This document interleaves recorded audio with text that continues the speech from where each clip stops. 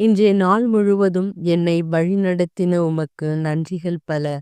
எனது ஒவ்வொரு மூச்சிலும் என் காலடி தடங்களிலும் நீர் என்னுடன் இருந்தீர் என்பதை உணர்கிறேன்.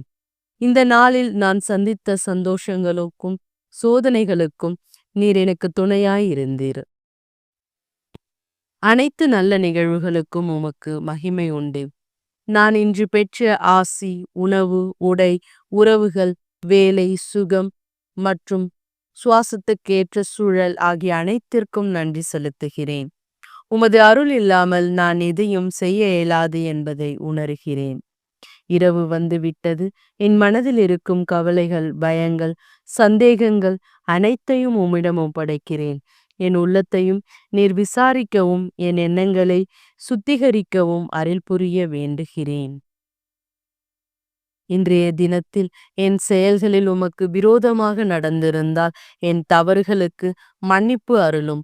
எனது அறிவின்றி சொன்ன வார்த்தைகள் அல்லது எடுத்த முடிவுகள் யாரையேயும் காயப்படுத்தி இருந்தால் அதற்கும் மன்னிப்பு அளிக்கும். நான் ஏதேனும் பாவங்களில் விழுந்திருந்தால் உமது இரக்கத்தினால் என்னை தூக்கி எழுப்பும். நாளைய நாளுக்காக உமது அருள், சமாதானம், புத்திசாலித்தனம், ஆரோக்கியம் ஆகியவை எனக்கு தேவையாக உள்ளன. என்னை பாதுகாக்கும் தேவர் தூதரை என் வீட்டிற்கும் என் குடும்பத்திற்கும் அனுப்பும்.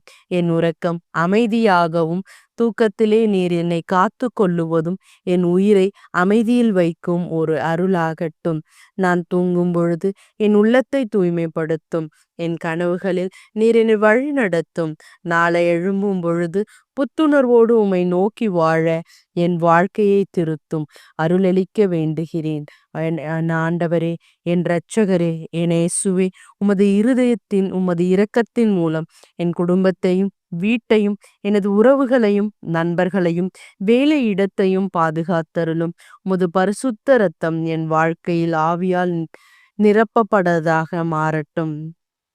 இன்று நான் தூங்கும் முன் உமக்கு நான் என் வாழ்வின் ரீதியை முழுமையாக ஒப்படைக்கிறேன்.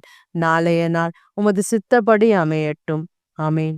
நான் அமைதியாக உறங்குவேன், ஏனெனில் ஆண்டவரே நீர் தனியாக என்னை நிம்மதியாய் வாசிக்க செய்கின்றீர். சங்கீதம் 4:8. ஆமேன்.